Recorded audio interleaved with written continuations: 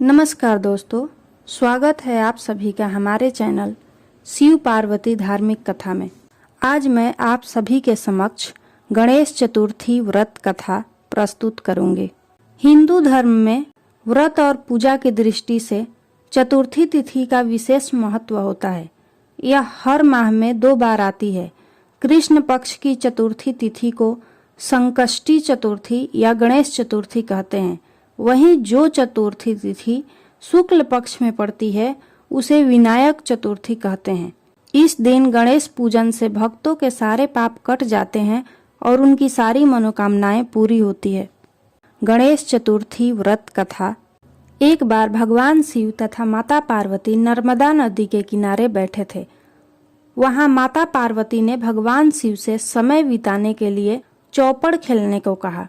शिव चौपड़ खेलने के लिए तैयार हो गए, परंतु इस खेल में हार जीत का फैसला कौन करेगा, यह प्रश्न उनके समक्ष उठा तो भगवान शिव ने कुछ तिनके एकत्रित कर उसका एक पुतला बनाकर उसकी प्राण प्रतिष्ठा कर दी और पुतले से कहा, बेटा, हम चौपड़ खेलना चाहते हैं, परंतु हमारी हार जीत का फैसला करने वाला कोई नहीं है, इसलिए तुम बताना कि हम दोनों में से कौन हारा और कौन जीता।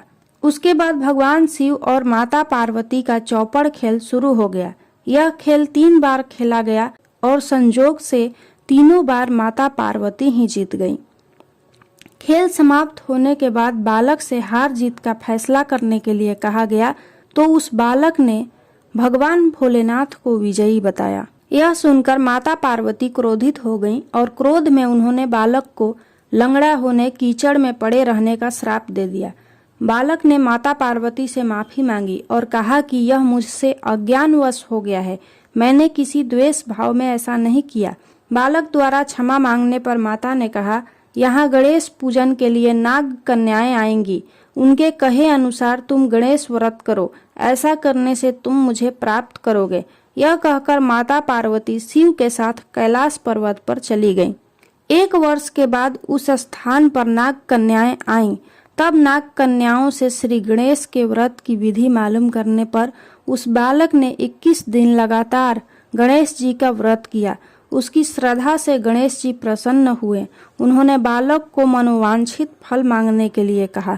उस पर उस बालक ने कहा, हे विनायक, मुझे इतनी शक्ति दीजिए कि मैं अपने पैरों से चलकर अपने माता पिता के साथ कैलाश पर्वत पर पहुंच सकूं और वे यह देखकर प्रसन्न हो।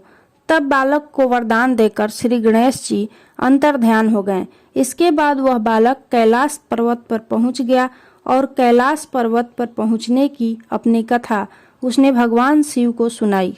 चौपड़ वाले दिन से माता पार्वती शिव जी से विमुख हो गई थीं। अतः देवी के रुष्ट होने पर भगवान शिव ने भी बालक के बताए अनुसार 21 दिनों तक श्री गणेश का व्रत किया। इस व्रत के प्रभाव से माता पार्वती के मन में भगवान शिव के लिए जो नाराजगी थी वह समाप्त हो गई। तब यह व्रत विधि भगवान शंकर ने माता पार्वती को बताई। यह सुनकर माता पार्वती के मन में भी अपने पुत्र कार्तिकेय जी से मिलने की इच्छा जागृत हुई। तब माता पार्वती ने भी 21 दिन तक श्री गणेश का व्रत किया तथा दुर्वा, फूल और लड्डुओं से गणेश जी का पूजन अर्चना किया।